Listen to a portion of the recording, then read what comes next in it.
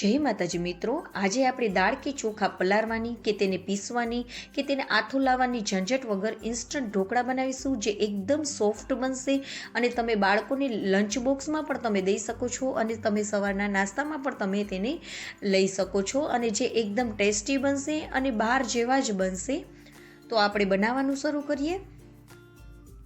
તો તેની માટે મેં અહીંયા 1 કપ કરતાં થોડું ઓછું એટલે કે 3/4 કપ જેટલો રવો લઈ લીધો છે. તેમાં અડધા કપ જેટલો આપણે ચોખાનો લોટ લઈ લેવાનો છે અને 2 ચમચી જેટલો આપણે ચણાનો લોટ લઈશું. ચણાના લોટથી તે એકદમ ટેસ્ટી બનશે. આદુ અને મરચાંની પેસ્ટ ઉમેરી દઈશું. જરૂર મુજબ હળદર અને હિંગ ઉમેરી દઈશું અને જરૂર મુજબ મીઠું ઉમેરી બધાને મિક્સ કરીશું.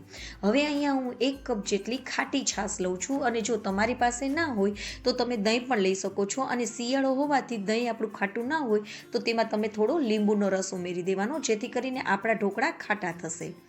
હવે બધાને આપણે સરસ રીતે મિક્સ કરી દઈશું અને દહીં ઉમેરો તો તેમાં જરૂર મુજબ તમારે પાણી પણ ઉમેરી દેવાના.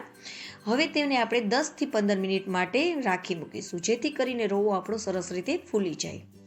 હવે રવો સરસ રીતે ફૂલી ગયો છે, 10 મિનિટ થઈ ગઈ છે, તો આપણું થોડુંક બેટર થીક થઈ ગયું છે. તો તેમાં હું જરૂર મુજબ છાશ ઉમેરીશ અને તમારે લીંબુ પણ ઉમેરવાનું, જેથી કરીને તમારા ઢોકળા એકદમ સરસ ખાટા બનશે.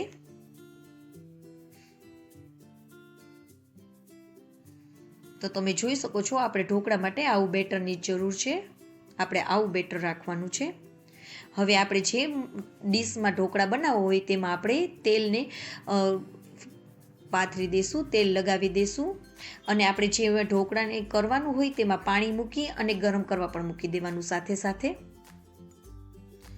હવે આપણે તેમાં ઈનો અથવા તમે ફ્રૂટ સોલ્ટ એટલે ખાવાનો સોડા પણ ઉમેરી શકો છો, પણ આમાં ઈનો ઉમેરશો તો એકદમ ટેસ્ટી જ બનશે. અને ઉપરથી આપણે થોડું તેલ નાખી દઈશું અને તેને બધાને મિક્સ કરી દઈશું. તેલથી આપણા ઢોકળા એકદમ શાઇનિંગ મારશે. હવે તરત જ આપણે ડીશમાં નાખી અને તેને 10થી 15 મિનિટમાં સ્ટીમરમાં સ્ટીમ થવા દઈશું.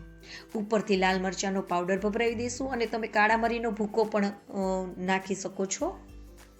હવે 10થી 15 મિનિટ માટે આપણે તેને સ્ટીમ થવા દઈશું.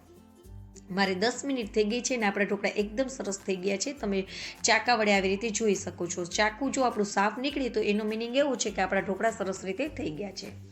તો હવે એની ઉપર આપણે ઢોકળાને વઘારવાના ના હોવાથી આપણે તેને ઉપર આપણે મગફળીનું તેલ કે તમે ગમે તે યુઝ કરી શકો છો, પણ મગફળીનું તેલ એકદમ ટેસ્ટી લાગે છે ઢોકળામાં. તો તેને આપણે આવી રીતે સ્પ્રેડ કરી દેવાનું છે, લગાવી દેવાનું છે.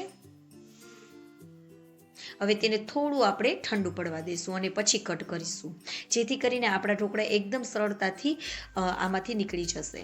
હવે તેને તમારે જે આકાર આપવો હોય તે શેપમાં આપણે કટ કરી લેવાના છે.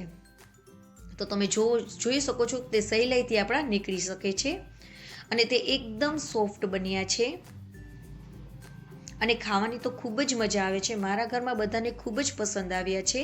તો તમે પણ એકવાર જરૂરથી આ ટ્રાય કરજો ઢોકળા.